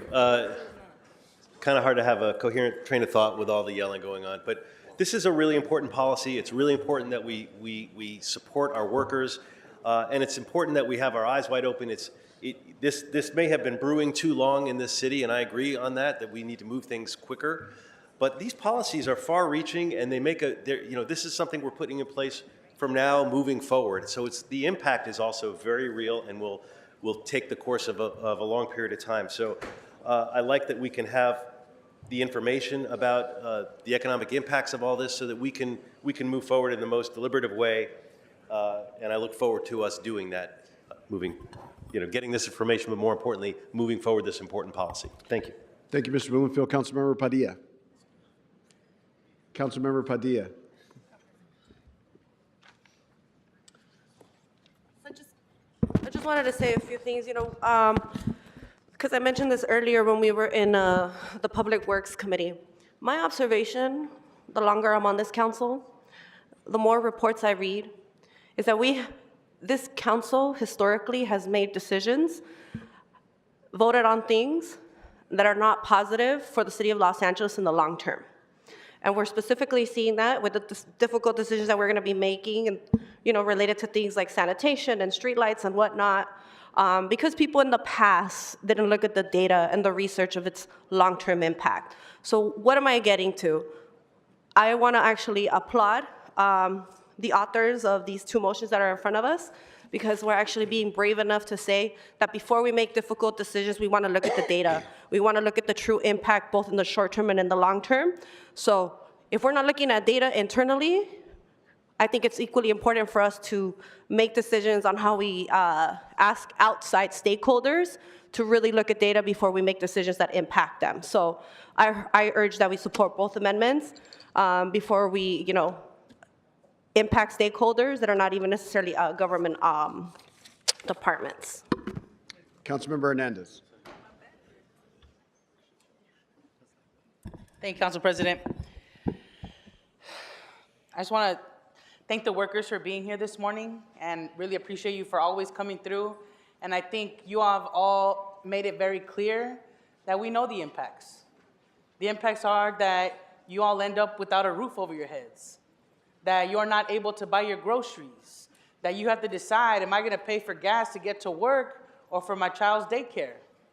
We know the impacts. They're very clear. You're Angelinos. When you work, contributes to the property taxes. I mean, the taxes that we generate to our general fund, which helps us as a city. When we have workers that aren't getting paid what they need, or they're getting fired, that impacts our city budget. That impacts how we're able to even fix the city, what we're able to provide for our city residents in regards to services. So it's like a big old loop. And so if someone in our community is at the very bottom and not getting what they need to have their families thrive, then that means the entire city is impacted, because we have people at the very margins of our community in regards to being able to have a living, not just a minimum wage, but like a living, thriving wage. Things are increasing. And so I just want to say that I'm going to be a no on those amendments. I will not support things that will slow this down, because you all cannot wait any longer. And so I just appreciate y'all for continuing to be diligent, consistent, and showing your people power and putting faces to these conversations that we constantly have without putting the people impacted at the forefront. Thank you. Councilmember Soto Martinez. Thank you so much, Mr. President. I do want to suss out this question that I think we're all dealing with, is the time that it would take to get this report. And this is why I'm a no vote on 28B. But I would like to call up the CLA, someone from the CLA, because I think that should be front and center in front of everybody to making this decision, because I think it'll be illuminating why this is a bad amendment. All right. You have the CLA. This CLA, okay, great. Happy to be here. Thank you so much, Ms. So. Thank you for being here. I hope you had a chance to look at the Amendment 28B. Yes. Okay, so when I first saw this, it was very thought out, which I think is good. But I immediately, my first instinct was, this is a lot of information that we're asking for to do in a report. And I know that the CLA's office does really incredible work. But oftentimes, some of that work is beyond your capacity, beyond your scope or expertise. It reminds me of some policies we've worked on in the past. So looking at this, what's being asked in this amendment, is that something that you are able to do in-house, or would you need to go to an outside party? So the impact statements that you've requested, this is something typically the CLA would go out to RFP for. We would take the motions, request for impact statements, we would prepare an RFP, we would conduct an RFP process, select a consultant, and then the consultant would need some time to actually prepare a response. It's not, these types of things actually have been requested in the past for these kind of policies, so it's not untypical to have a study done. We typically, though, do issue an RFP, and that will take some time to prepare. All right, thank you. And I know the Fair Work Week ordinance, which is a big part of this, that's already, all that work's been done before, correct? I believe so. This isn't, I mean, yes. we passed the ordinance, okay. So just to give a sense of timing, if this amendment were to pass today, I know we're entering into budget season. I get it. Your capacity is going to be, taken up, and we probably are going to have to find the money for this, right? It's going to take some money. Yes. So I wish I could give you a timing at this point. It's only, as you've indicated, we are getting ready to embark upon our budget season, so we will be very much tied up on that. In addition to that, there are a number of very impactful things that we're working on right now as it relates to the convention center, which is also ongoing, which we also, yes, and so we do have some report backs on homelessness and the creation of a homeless department that we're also working on as well. So there are a number of things, but we will, as always, we try to do the best we can to be responsive to each and every one of you. I understand, and I think your office does amazing work trying to balance the priorities of the city. We have so many big things that we depend on your staff to work on, and I appreciate the hard work that y'all do, and I know you're always going to try your best. However, if you had to guess, minimum, if we sped this up and moved it along, and what are you talking about, minimum? A minimum, I would say it would probably be 4 to 6 months. 4 to 6 months to issue the RFP? No, I think we can draft an RFP sooner, but you do have to give some time for people to prepare their response. You have to provide some time for people to rate the responses, to select, and then right? So that would take some time. And also, since there is no funding identified, we would have to identify funding for this as well. Okay, so thank you for being very gracious, saying 4 to 6 months. Maximum, we're looking at, who knows, right? We got to find the money. We got to issue the RFP. People have to bid for it. They have to accept it. They actually have to do the study. It has to come back to your office. You have to prepare it for us. We have to schedule it for committee. We have to have more discussions. And when I looked at, that's the reaction I had when I saw this. And I appreciate, again, the thoughtfulness. But I don't believe that the workers have to wait that long for the things that they are demanding. And so that's, I wanted this to be out in the horseshoe because this is, to me, just an amendment that I cannot accept. And so because of that, and because of the timeliness that, and by the way, we have a ton of reports. And I'm happy to share these reports. We have a ton of reports. And so, and again, I asked for a no vote on 28B. Councilmember Price. Thank you. I too want to just reiterate, this measure before us is about expanding the Fair Work Week, expanding that, and about creating an environment for rights training. It doesn't increase wages, it doesn't mandate any wage increases. We have studied the impact before, and I think that research is still valid and viable. I don't think we need to do the research again. Again, I would support the motion as originally proposed and vote no on amendments A and B. Thank you. Thank you. Okay, seeing no more members on the queue, what's before us, Mr. Clerk?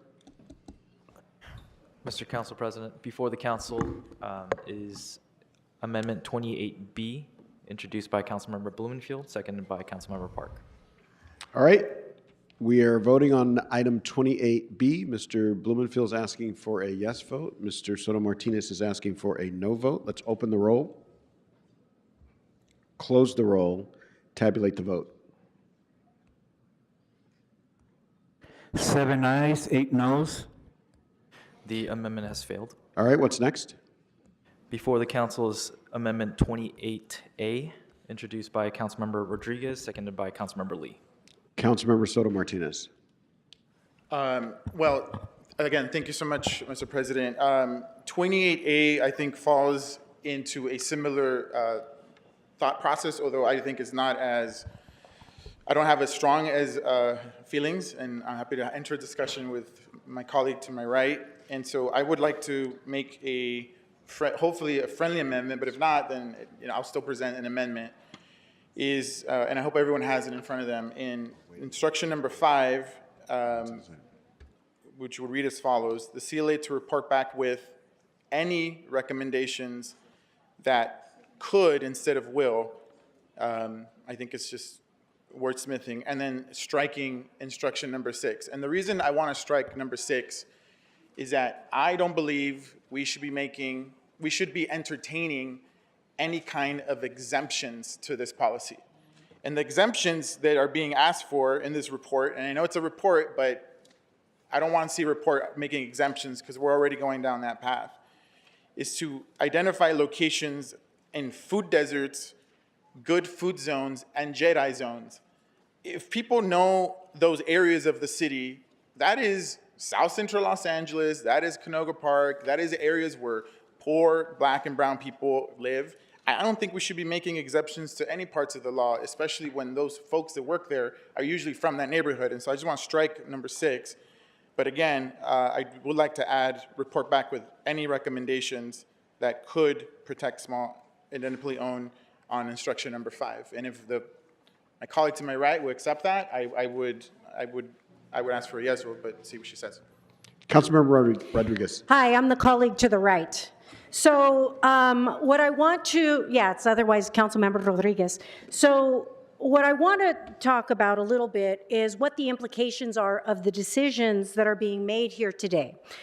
Specifically with recommendation number 6, we created these incentives of a Jedi zone, of a good food zone, so these businesses would actually invest and open in these areas because these are food deserts. These are areas where these businesses don't actually even operate.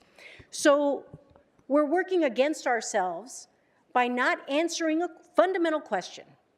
How are we going to help incent more of the job creations that would even allow us to entertain these policies to be adopted? Number one, don't you guys want the jobs?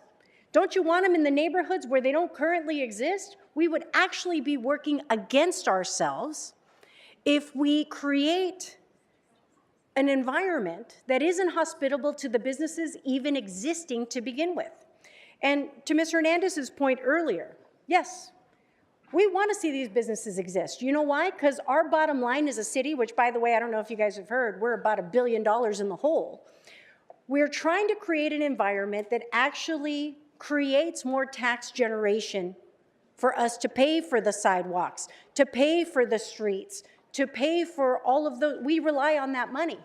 So by the way, if we create a policy that actually does the opposite, we should be able to garner the information, eyes wide open, that actually allows us to make a policy that doesn't work against ourselves. So again, this is all about making sure that we get the data, because as Ms. Padilla mentioned earlier, who was instrumental in helping to raise the wage to begin with.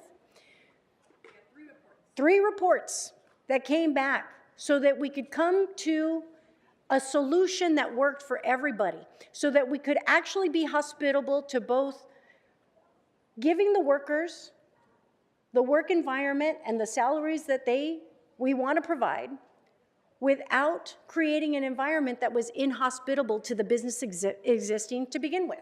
So I just want to make sure that we're clear about what we're talking about here, because Mr. Price, we worked on the good food zone, and we worked on the Jedi zones, and we did all of that. Why? Because these businesses weren't opening in these communities, like Pacoima, like South LA. That's exactly why we created these zones. So while we're creating these zones, we're not going to create another potential risk of them shutting down, because we're creating an environment that is inhospitable to their existence. That's the bottom line. So, Mr. Harris-Dawson, you know this, how we struggle to create. I remember when I helped Local open in Watts, because it was impossible to get anybody to invest in these areas. So we're trying to help meet all of those needs. So I don't understand. I would, again, ask that we create an environment that is hospitable to achieving both. I understand the environment that we want to create for the workers, but let's not shoot ourselves in the foot by creating an environment that disincents them creating those jobs to begin with in these critical areas, because our communities are the ones that always get the shaft. No one's coming in and rolling out all these new businesses in these areas. That's why we created these zones to begin with. So colleagues, I ask for your consideration to please support this amendment, because we need to do both. We need to create an environment that is hospitable to these businesses opening in these areas, and we need to go in eyes wide open about what the implications are going to be if we change course. Thank you. Councilmember Jurado. Yes, thank you, Council President. I really appreciate the work that my colleagues have put into this and thinking about, and all of the workers that are here who are representing, the fast food workers throughout our city. I'm an avid fan of their work and partake probably every day. And I want to just talk about what we're talking about here when we're talking about raising wages and having a fair work week ordinance that protects them. It's about having better jobs, better protections, and better retention. Do we want low-paying jobs where there's so much turnover that small businesses cannot survive because they are always chasing a new set of workers?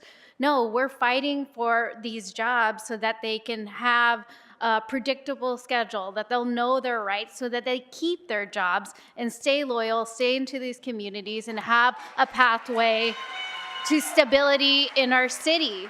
And so I believe the reporting that has already been required, and I trust the CLA with my life, with a lot of things, with the reporting that's already in place. And so, I stand by Councilmember Soto Martinez that the way that this is drafted, and Councilmember Price, is to make sure that you have stability in your jobs. It's not about short-term jobs with little pay and little protections. It's about good jobs for the long term to make our city stable, which isn't at this time. So that's all I have to say to this. Thank you. Thank you so much. Councilmember Padilla. I don't think things like data reports and doing things with the appropriate time are necessarily anti-worker. I just want to remind everyone that when we worked in 2015 on the original Raise the Wage, Of course, there was a huge ask. They wanted the $15 immediately. There was an ask for an Office of Wage Standards, which, you know, it's going to cost us to implement this. It's going to be more related to the total budget of the city. And then there was a request for sick days. And then through the course of 6 months, there was a compromise. What I'm starting to observe is that we're no longer compromising. We are no longer asking for academia to tell us what data and what timeline is responsible. So I just think I'm very disappointed that this council is moving in a direction where we don't trust academia and we don't trust the numbers, because if we don't get this right the first time, it's only going to create situations that we're not going to be happy with. So. Councilmember Hernandez. I'm okay, thank you, Council President. Councilmember Price. Thank you, Mr. President. I just want to second the motion that Councilmember Hugo Martinez made. And I want to remind us that, you know, the good food zone was for healthy foods, not fast foods, but healthy, encouraging healthy foods. And so that's important that we keep that in mind. But I want to second the motion, the amendment. All right, Mr. Soto Martinez. Yes. Thank you so much, Mr. President. As I mentioned, I want to amend the amendment so the instruction number 5 reads, the CLA to report back with any recommendations that could protect small, independently owned, and then it ends. And then striking number 6. I thank you for the second, Mr. Price. And look, the reports have been done. The reports are here, and I'm going to read them to folks. Poverty, wages, and homelessness in fast food industry. Wage theft in the fast food industry. Pregnancy and parenting in the fast food industry. Wage theft in California. Low pay, less predictability. The studies have been done. The studies have been done. If you don't believe the studies, go out into the street and talk to the people that live in those areas. Enough with the delay. Enough with the delay. I want to make an amendment to the amendment, and please, if there's no other speakers, I would like to take a vote on making the amendment to the amendment of 28A, and I ask for a yes vote on the recommendations I'm putting forward. All right. Just before you go, Mr. Clerk, I just want to add my voice to the chorus as somebody who's worked in food deserts for all of my adult life. Food deserts are, in fact, at least partly caused because people who live in those neighborhoods work all day, every day, sometimes 2-3 jobs, and they barely make enough to get by, much less to go to a restaurant. So it is not because wages are too high that we have a food desert. It's precisely the opposite. Wages are too low. The second thing I want to say is, it's, you know, it's bothersome, and that's a light version,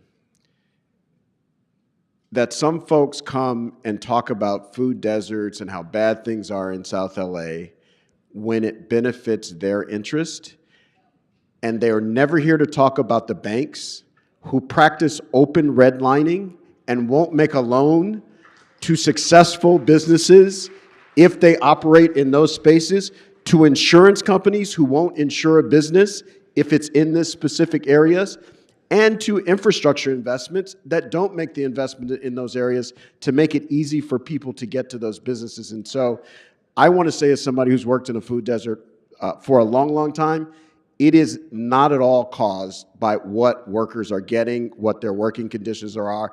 In fact, quite the opposite. It's caused by low wages. So with that, Mr. Clerk, we have a question before us. Mr. President.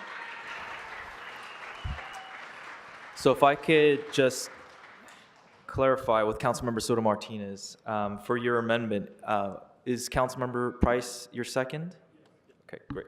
So we'll consider Councilmember Soto Martinez amendment as 28C, and that will be before the council.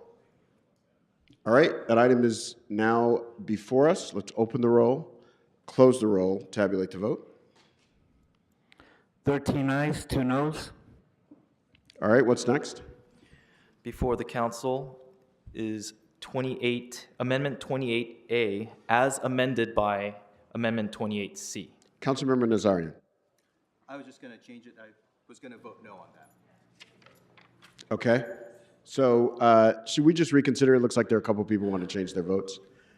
Well, if Councilmember Nazarian and Padilla are the only members switching their votes, we can clarify that the votes are... Councilmember Lee? Yes, we should reconsider. All right. Let's open the roll for reconsideration, close the roll, tabulate the vote. This is to reconsider, so you can vote no. Okay, one more time, can we open the roll on reconsideration? Close the roll on reconsideration. All right. It's 14 ayes, 1 no. All right, so let's open the roll again on Mr. Soto Martinez's amendment. Mr. Soto Martinez is asking for a yes vote. I believe the maker of, I think it's safe to say the maker of the amendment is asking for a no vote. Councilmember Rodriguez is asking for a no vote. All right, let's open the roll, close the roll, tabulate the vote. 10 ayes, 5 noes. All right, what's next? Before the council is Amendment 28A as amended by Amendment 28C. All right, let's open the roll, close the roll, tabulate the vote. 15 ayes. And All right, what's next? And lastly, before the council is item 28 as amended. All right, let's open the roll, close the roll, tabulate the vote. 15 ayes. All right. What's next? Mr. President, council has motions for posting and referral. They are posted and referred. The desk is clear. Announcements, members. Announcements to my right.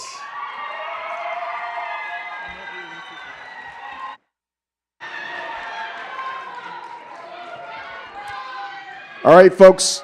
All right, folks, we still got a little business to do, so we'll ask that you respect the members who have to speak. Councilmember Soto Martinez. Thank you so much, Mr. President. I apologize in the midst of all that was happening today. We voted on item number 17, but can I ask to please reconsider that and have the item continue to May 6th, please? All right. Mr. Clerk, what say you on this? Did he say adjourn? No, he didn't say. Council will need to reconsider the item. All right. So let's open the roll and reconsideration. And this is for item 17. For item 17, let's open the roll, close the roll, tabulate the vote. 15 ayes. And all right. Councilmember Soto Martinez, when would you like to continue item 17 to? 6, please. And Mr. President, if there are no objections, you can continue the item to May 6th. Without objection, that'll be the order. All right, announcements. Members, Councilmember Hernandez. Thank you. Thank you, colleague. Mr. Villanueva, can you please join me?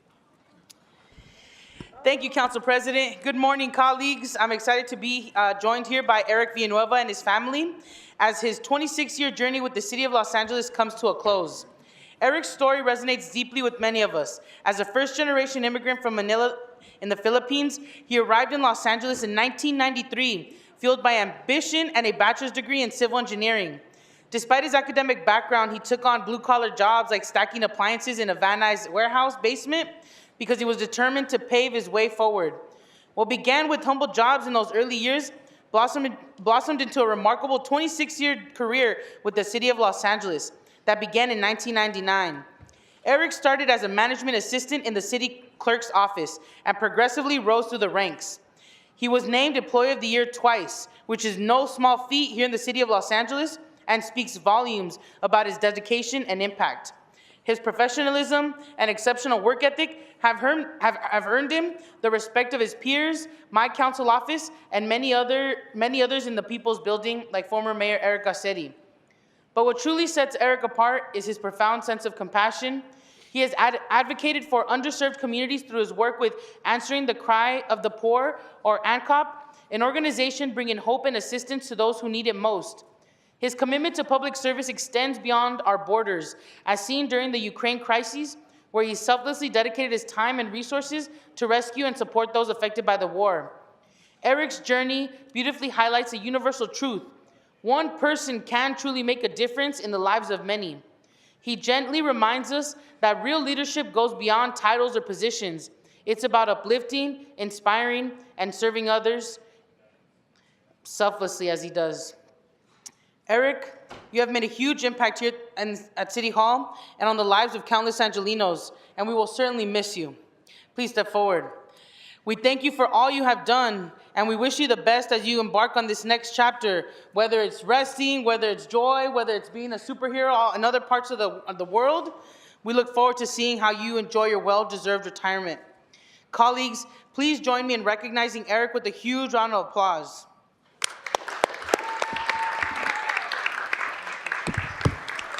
And so on behalf of the City of Los Angeles, I want to give you these. But also, on behalf of the City of Los Angeles, we are proud to recognize you for your commitment to improving the quality of life of Angelinos. We thank you for your years of service to the city, and we wish you the best as you embark in this next chapter. Thank you. Thank you. Take a picture, I'll help you hold it. Thank you so much, and congratulations, and thank you. You are the first ever in the United States person to staff a homelessness and poverty committee. So it was a big deal. We had to learn how to do that together. So thank you so much for your service. Other announcements, members? Yes. You go, Eric. Put it right. Thank you. I just want to uplift Mr. Villanueva's family that's also here. They're sitting here supporting him. You know, he's been a jewel to this city, and thank you for holding him down and supporting him through the decades of work here. Thank you, Council President. Thank you so much, Councilmember Hernandez. Other announcements, members? McCosker? Thank you, Councilmember McCosker. Thank you very much. McCosker's fine. Thank you very much, Mr. President. What is quickly shaping up to be McCosker's 28 for 28. Motion number 2, following on yesterday regarding the Olympics. I want to thank Councilmember Park for seconding this motion. This is a motion requesting a full analysis of all of the non-city venues. And for those non-city venues, which you can find in the reports, but what you can't find is any funding agreements, infrastructure support, resource commitments, what contractual provisions have been or should have been included to protect the city from financial obligations, the responsibility for cost overruns, capital improvements, operational disruptions, insurance indemnification, risk mitigation, and any transparency and audit requirements. Because if one looks at the original MOU, if one looks at the games agreement, looks at individual venue agreements, individual games agreements with other jurisdictions, and the annual report, which just came out 2 days ago, you will not find this information. We will be told that this is repetitive. It is not. You will see a couple of line items. It'll say how much revenue is coming in and how much revenue is going out. But you will not find a breakdown venue by venue by venue, especially for venues outside the city of Los Angeles, and you will not find any guarantee that we are protected. This is simply a report back, 7 days. Each one of them is going to be 7 days, by the way, in my 28 for 28. We need to get our arms around this and find out and break the silence and find out what is happening with the Olympics. Thank you. All right. Other announcements to my right? All right. Seeing no other announcements, I'll ask everybody in the chambers to rise for adjourning motions and ask members to raise their hand if they have an adjourning motion. Mr. Blumenfield. Great, thank you. Colleagues, I rise today to adjourn in the memory of Richard Dick Charles Bublitz, who passed away February 15th at 92 years old. His wife of 71 years, they had children, wife Rosemary, their children and grandchildren were by his side. I met Dick soon after I became an assembly member in 2008. I used to see him everywhere. He was a wonderful person who made you feel like you knew him forever. And he was so active in helping the community thrive in so many ways with a smile and a kindness that was unmatched. With his large family, many connections through church, the West Valley, Warner Center Chamber of Commerce, the Belmont, his loss will be felt by many. Dick Bublitz was born in 1932 in Luck, Wisconsin. He started off life in the log cabin his father built during the Great Depression. He grew up in the surrounding woods, rivers, lakes, and farms on both sides of the state border between Wisconsin and Minnesota. Attending grade school and high school in St. Paul, he discovered his favorite activities, or he called them the three F's: fishing, football, and fighting. The many lakes and rivers cultivated his love for fishing, which was graduated to the ocean in 1970s once he finally settled on the West Coast. Football led him to start off at the University of Minnesota before he made the switch to Adolphus College, where he kept up the sport and added wrestling. And he spent time fighting in the ring, boxing through high school and fighting on the mat, wrestling in college. And into his senior year in 1953, working to replace the Main Street in Minnesota, he met Rosemary at a street festival celebrating the completion of the project. Soon afterwards, he told his football teammates at Gustavus and co-worker on the project that he was going to marry that girl. Sure enough, that December, they were married. Their journey took them coast to coast with many places in the middle before ultimately landing them in Woodland Hills, California. His family of 5 children, 9 grandchildren, and many great-grandchildren is a testament to that. His community leadership was another great accomplishment of his. From his time as a student body president to his senior year of college, to his activism in the West Valley Warner Center Chamber, his passion and experience impacted all of those with whom he connected. His strength was evident to everyone who knew him.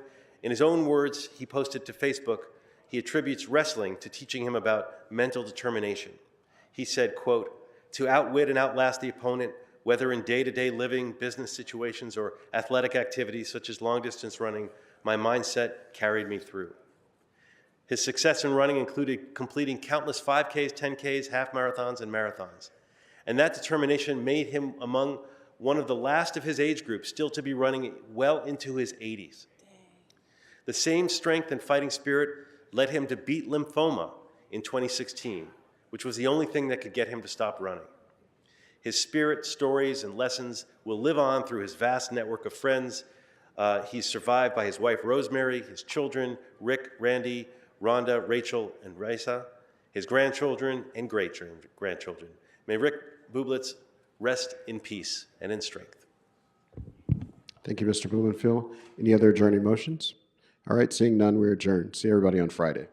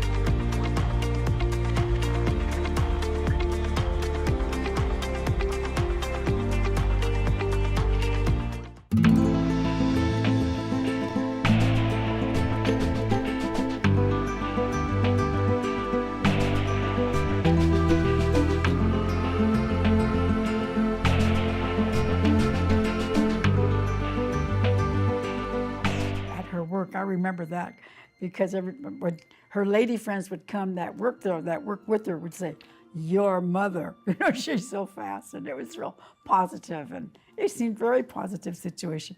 My mother was wonderful.